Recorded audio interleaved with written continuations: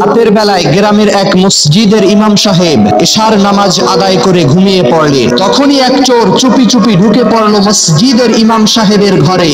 চোর বেটা মনে মনে ভাবলো, ইমাম সাহেব হুজুর তো অনেক দান সদকা পায়, মিলাদ পড়ে টাকা পায়, দেখি তার ঘরের ভিতর একটা ঘুমাইরা কিছু পাই কিনা। চোর চুরি করতে করতে হঠাৎ শুনতে পেল ইমাম সাহেব ঘুমের মধ্যে কোরআনের আয়াত পড়তেছে। ইমাম সাহেব ঘুমের মধ্যে বলে, মা ইয়ালামু বিআন্নাল্লাহা ইয়ারা, অর্থ সে কি জানে না আল্লাহ পাক মহান রব্বুল আলামিন তাকে দেখতেছে।